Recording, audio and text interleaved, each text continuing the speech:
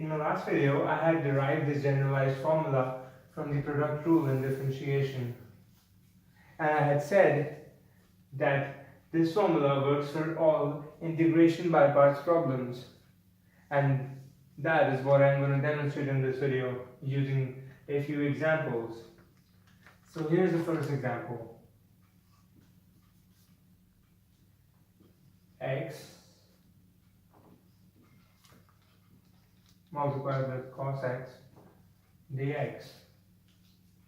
In this case, what I have done is that I have taken the function of x with fx to be x and g prime x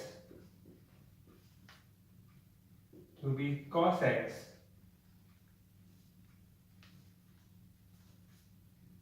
So let's do the groundwork first. We require the f prime x in the second term of the answer. So f prime x is equal to 1. We just differentiate x, we get 1.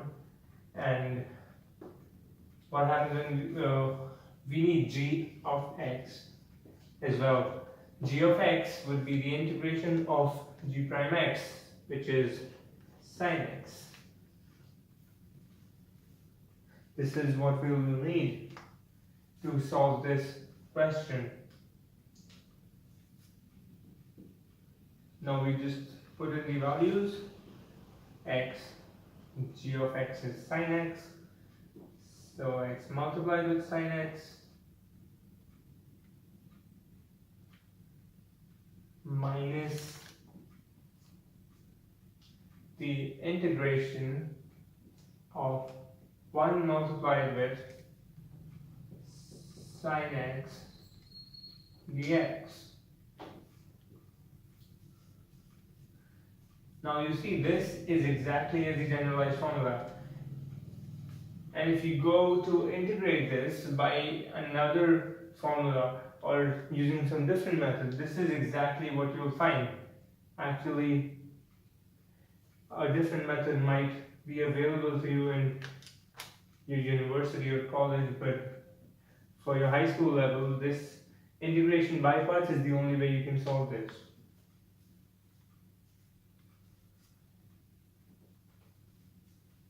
So to get the final answer, we have to further integrate this last term. The final answer would then be x sine x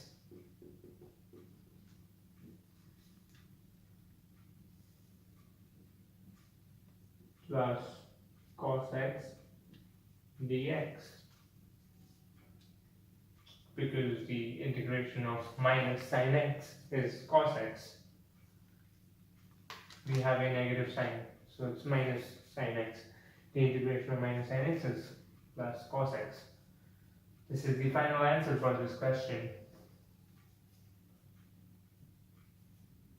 We get the first step to solving this problem by using the derivation from the product rule, and then we just integrate the second half to find the final answer to the given problem. Let me show you another example. The integration of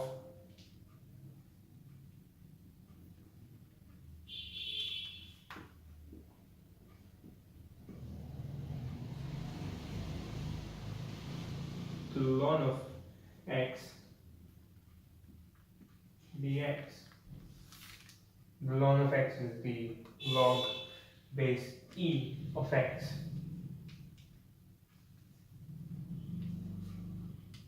How do we integrate this? To integrate this, you need to know a rule which integration by parts follows. It is known as the ILATE rule. ILATE rule. Each letter stands for a different kind of term. I stands for the inverse,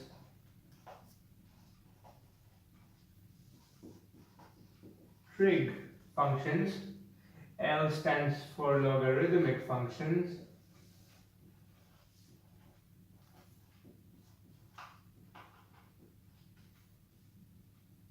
A stands for algebraic functions.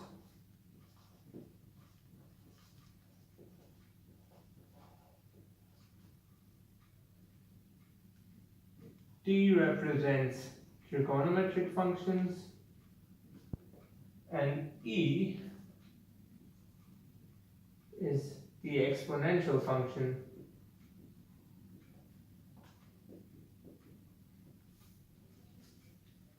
This is the order in which we have to solve the integration by parts problems. For example, over here, I did not solve it the other way around. I did not solve it cos x multiplied with x dx. I solved it x multiplied with cos x. X is the first term in the problem.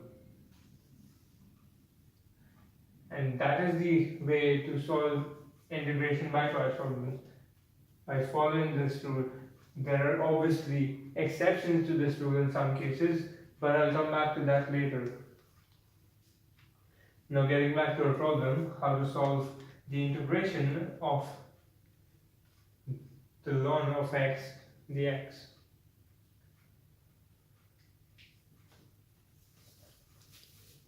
Sure. Integration of ln x. Actually, I have a color mismatch here. The ln x should be written in blue. To maintain uniformity, it's just, you can write it in any color on your paper or whatever.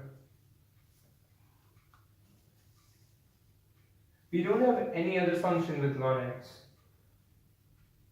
So we have to introduce our own function to solve this. Now we can write this as ln x multiplied with 1 dx. So we have two functions which we need to solve an integration by parts problem. We have two functions, ln x and 1. Ln x is the logarithmic function and 1 is the algebraic function, so L and A. So the logarithmic is the first one, and then comes the algebraic function.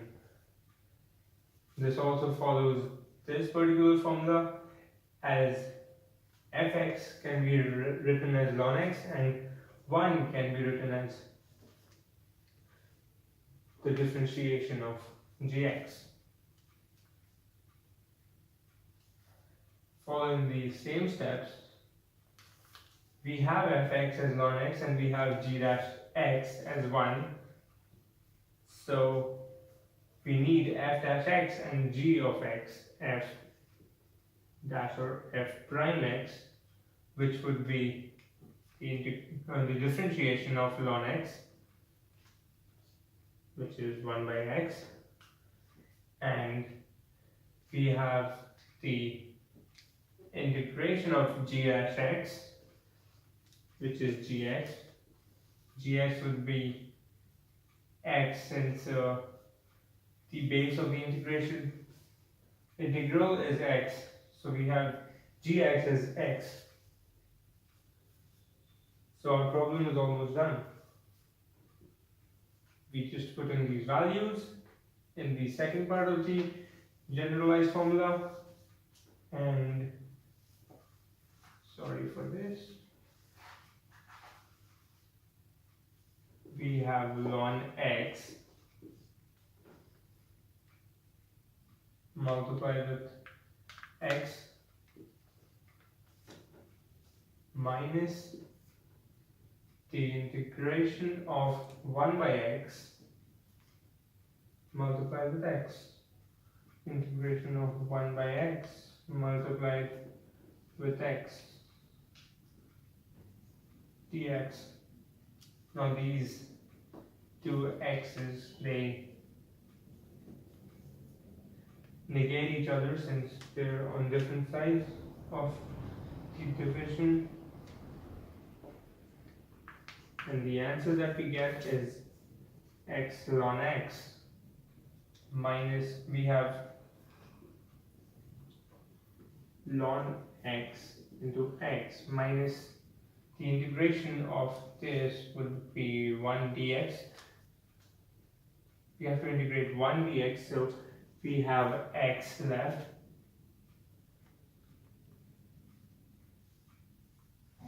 And yeah, that's it. X.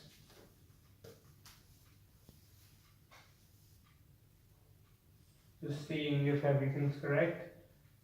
Just a second. Alright, sorry about this. There would be no dx, but there will be a plus c. So this was basics on integration by parts. I'll come back later and demonstrate a few more examples to make it even more clearer. That's it for now. Thanks for watching.